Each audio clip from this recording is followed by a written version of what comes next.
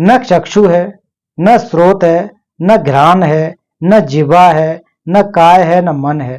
अब यहाँ सब चीजें तो मना कर रहे हैं। अब देखो यहाँ पर आपको वो लगेगा वेदना भी मना कर रहे हैं, संज्ञा भी मना कर रहे हैं, संस्कार भी मना कर रहे हैं, विज्ञान मतलब हमारी जो कॉन्शियसनेस उसको भी, चाहे वो 6 प्रकार की कह लो या फिर अलग अलग 8 प्रकार के, चैतसिक 51 प्रकार के, इसमें सब में तो वो मना कर रहे हैं कि ये कोई चीज तो है नहीं।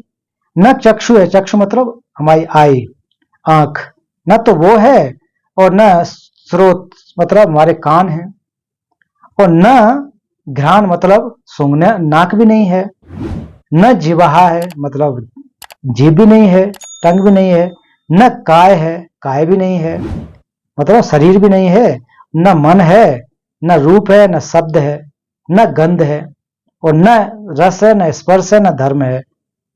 चक्षु धातु से लेकर मनोधातु तथा मनोविज्ञान धातु तक भी नहीं है। अब देखो इतनी बड़ी बात है। अब वास्तव में ऐसा लग रहा है कि जो बुद्ध कह रहे हैं, जो जो जो अवलोकितेश्वर कह रहे हैं सारपुत्र से, कि ना तो हमारे क्या कहते हैं रूप है, और ना ही जो हमारे 5 इंद्रिय हैं, जहां पर कहा गया नाक, कान है ना, और घ्राण कहा गया, जीवा कहा गया, त्वचा कहा गया, इसके साथ चक्षु कहा गया।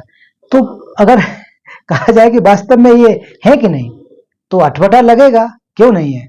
देखो आप बोल रहे हैं, हम सुन रहे हैं, कान है तभी तो सुन रहे हैं, आपको देख पा रहे हैं, है ना, स्पर्श कर पा रहे हैं, सूंघ पा रहे हैं, इतना बढ़िया जो है कि सुगंध खुशबू वगैरह लाते हैं तो वो अच्छे सूंघ रहे हैं, भोजन भी अच्छे से चख रहे हैं। तो कैसे कह सकते हो कि नहीं है। तो ये अजीब कहानी नहीं लग रही है, अटपटा तो लग ही रहा होगा कि कैसे कह रहे हैं कि नहीं है। और बौद्ध दर्शन में लोग जो है क्या कहते हैं अक्सर, कह रहे उसमें तो सब कुछ शून्य है, कुछ भी नहीं है, ऐसा कह देते हैं। तो बुद्ध दर्शन के अनुसार कुछ नहीं होना नहीं कहा जाता है, सब कुछ है, नाक है, कान है, जीवा है, सारा कुछ है। इसके बाद जो है कि जो हमें, जैसा मैंने अभी पहले कहा था कि किस प्रकार से नहीं है इसको समझना चाहिए। अब कह रहे हैं कि ना गंध है, मतलब गंध भी नहीं होगी, जब नाक नहीं है तो गंध नहीं है, तो सीधा ही कह दो ना कि जो हमारे 5 इंद्रिय से सिर मना कर दो कि हमारा जो तो मतलब गर्दन या सिर ही नहीं है कह दो तो बात खत्म हो जाएगी ना। 5 चीजें अलग अलग क्यों कह रहे हो, मना कर दो कि ना ये भाई सिर ही नहीं है, तो ना तो आंख होगी, ना जिह्वा होगी, ना काय, कुछ नहीं है, ऐसा तो क्यों नहीं कहा जा रहा है। तो कह रहे हैं कि मनोधातु मतलब मनो एक क्या है, हमारा जो धातु से मनोविज्ञान धातु जो तक भी नहीं है, मतलब जो भी हमारे कॉन्शियसनेस है, जो भी हमारे सब कॉन्शियसनेस है, जो मेंटल फैक्टर हैं, वो कुछ भी नहीं है, ये यहाँ के हिसाब से कह रहे हैं। न विद्या है। अब देखो दो विद्या की हम लोग विजडम की बातें यहाँ पर कर रहे हैं और इग्नोरेंस की बात कर रहे हैं, वो भी नहीं है। क्षय न होने से लेकर न जन्म मरण है, फिर उसके बाद जो हम लोग जन्म की बातें करते हैं, मरण की बातें कहते हैं, बुढ़ापा की बातें कहते हैं, वो भी नहीं है। उसी तरह अब आगे और आ जाते हैं तो उसी तरह क्या होता है, थोड़ा और जागे, दुख नहीं है। भगवान बुद्ध ने जो 4 आर्य सत्य बताए हैं, 4 नोबल ट्रूथ्स, सफरिंग वो भी नहीं है। दूसरा समुदाय मतलब दुख का कारण, जो कॉज और सफरिंग, वो भी नहीं है। निरोध, निरोध मार्ग मतलब निरोध सत्य अर्थात सेसेशन भी नहीं है, तथा मार्ग भी नहीं है, उसका पाथ भी नहीं है। न ज्ञान है न प्राप्ति है, न उसकी प्राप्ति हो सकती है, और न ही अप्राप्ति, न तो अप्राप्त कर सकते हैं। तो अब आके कहानी यहां शुरू होती है। देखो आगे सेंटेंस पढ़िए, सारपुत्र।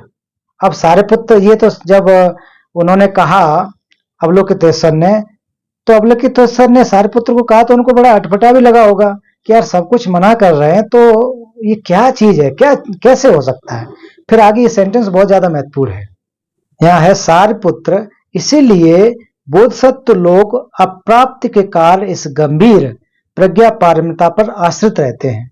अब जो बोधसत्व लोग हैं, है ना, तो अप्राप्त के कारण मतलब इसको कोई प्राप्त नहीं करना है, अलग से बाहर से कोई प्राप्त करना, ऐसा नहीं है।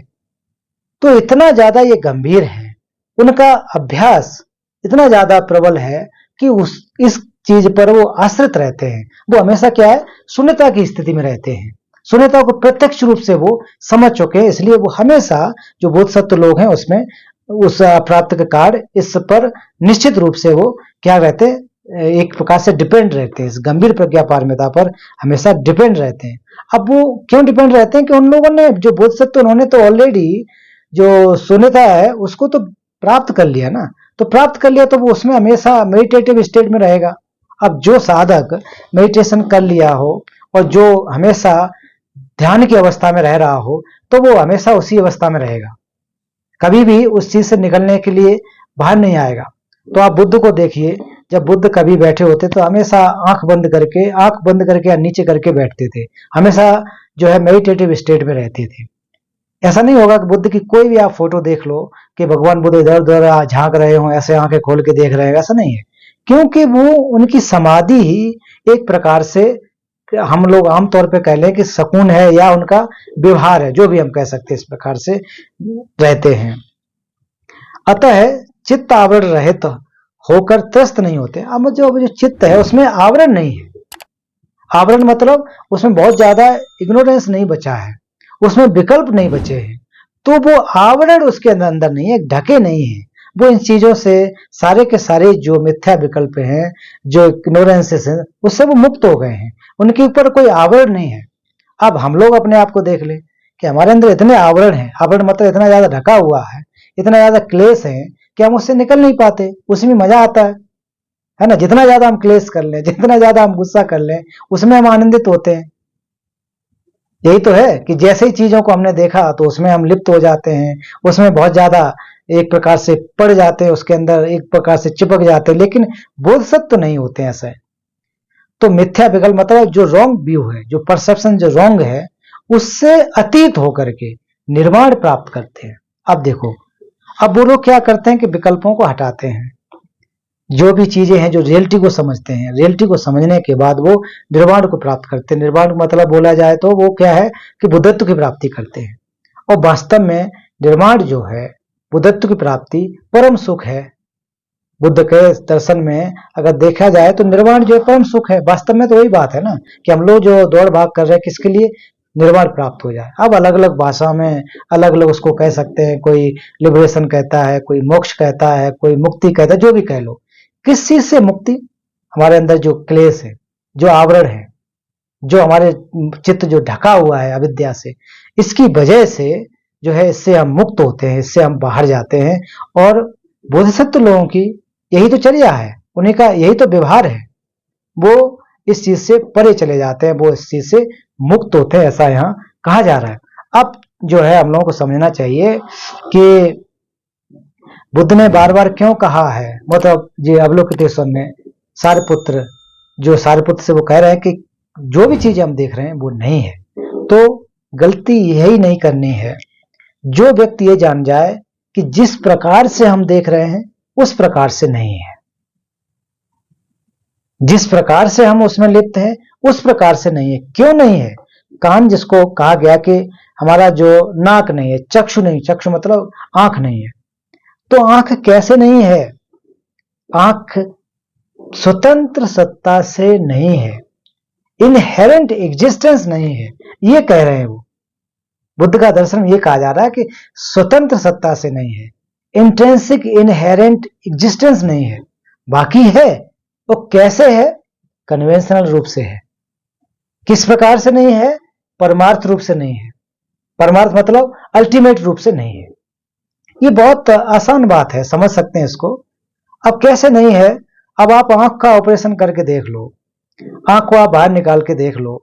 अब जब ये लगी हुई है हमारे इसमें आलय में, चक्षु आलय में, तब तक तो लग रही आंख है, इसको आप बाहर निकाल के रख लीजिए, फिर इसकी परतें निकालिए कि हम अब आंख को खोजेंगे, तो आपको कोई ऐसी जगह नहीं मिलेगी, ऐसी चीज नहीं मिलेगी जिसको आप कह सको कि ये आंख है।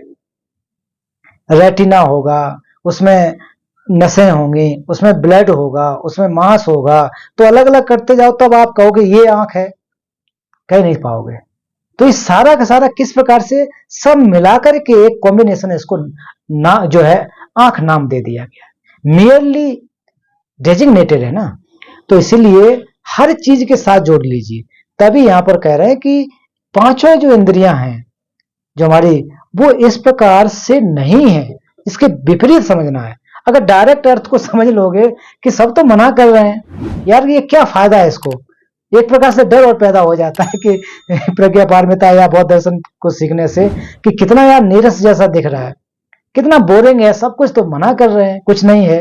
वास्तव में यही रियलिटी है, वास्तविकता यही है। अब आपको ऑपरेशन करके देख लीजिए, कुछ भी नहीं मिले। अगर वास्तव में वो इंडिपेंडेंट होता, स्वतंत्र होता, तो हम लोग को निश्चित रूप से मिलना था, लेकिन मिलेगा नहीं। यही रियलिटी है। किसी भी चीज की स्वतंत्र सत्ता प्राप्त न होना ही तो, बुद्ध ने कहा कि यही तो शून्यता है, तो नथिंगनेस नहीं है वो। कोई चीज जो है स्वतंत्र सत्ता से, ऐसा नहीं है, मतलब वो नहीं है ऐसा नहीं कह रहे है। कैसे नहीं है? कैसे है? कन्वेंशनल रूप से है, समृद्ध रूप से है। किस प्रकार से नहीं है? परमार्थ रूप से नहीं है, अल्टीमेट रूप से नहीं है। बहुत आसानी से हम समझ सकते हैं। ये प्रज्ञा के द्वारा समझना है, अपनी बुद्धि के द्वारा हमें समझना है, एक एक करके एनालाइज करना है।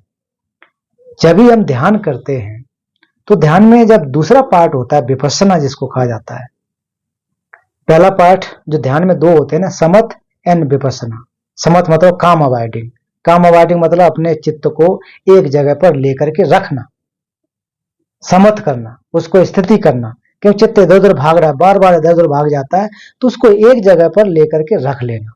जब आप अपने मन को, चित्त को, या फिर जो माइंड जिसको कह रहे हैं उसको अगर आप रख लोगे, फिर जाकर के हम उस मन से, उस चित्त से चीजों को अवलोकन कर सकते हैं। विपश्यना का मतलब भी तो यही है, एनालिटिकल मेडिटेशन। तो एनालाइज करना, बार बार हमें परीक्षण करना है, विस्तृत तरीके, विशेष तरीके से उसको देखना है, चीजों को समझना है। अब देखना का मतलब आंख से देखना ऐसा नहीं है, मन से उसको देखना है, प्रज्ञा के द्वारा देखना है कि आखिर कुछ चीजें कैसे हो रही हैं हमारे शरीर में, जो है कितनी प्रकार की घटनाएं हो रही हैं, किस प्रकार से हमारे अंदर वेदनाएं हो रही हैं, सुखद हो रही, दुखद हो रही, न्यूट्रल हो रही, किस प्रकार से हो रही, वो हमारे चित्त के द्वारा ही तो एनालाइज किया जाता है ना। तो उसको एक एक करके हमको एनालाइज करने की जरूरत होती है। तभी जाकर के विपश्यना के माध्यम से, एनालिटिकल मेडिटेशन के आधार पर हम चीजों को, उसकी रियलिटी को समझ सकते हैं। तो इसलिए ध्यान जब हम करते हैं तो इसलिए ये ध्यान किया जाता है। वास्तव में ध्यान करने का जो तरीका है, जो स्थिति है, वो इस प्रकार से होती है। तो इसको बहुत ही अच्छी तरह से ये समझना है कि बुद्ध ने ये कहा है कि इस प्रकार से नहीं है, इस प्रकार से है। बुद्ध कुछ भी नहीं नकारता। बड़ा भ्रम होता है कि भगवान बुद्ध जो है सब कुछ नकार देते हैं, जो है आत्म को भी नकार रहे हैं। बिल्कुल सही बात है। जो मैं है, सेल्फ को नकार रहे हैं, बिल्कुल जो है कि नकारते भी हैं और है भी। मैं हूं ना, माई सेल्फ। हम उदाहरण दूंगा कि माई सेल्फ इज कैलाश, अब मैं फलाना हूं। तो ये किस आधार पर बता पा रहा हूं? कन्वेंशनल रूप से। लेकिन रियलिटी में, अल्टीमेट रूप में जाओगे तो वो नहीं होता है, वास्तविकता नहीं है। ये शायद समझना बहुत आसान है, लेकिन हम इसे नहीं समझना चाहते हैं कि हम परमानेंट मान करके बैठे हुए हैं, हर चीज को परमानेंट मान कर बैठे हुए हैं कि हर चीज नित्य है। लेकिन सब चीज को नित्य मानना, ये हमारी सबसे बड़ी गलती है। सब चीज को परमानेंट मान के बैठ जाना, ये शायद सबसे बड़ी गलती है और सबसे बड़ा एक प्रकार से अपने आप को धोखा देने के समान है।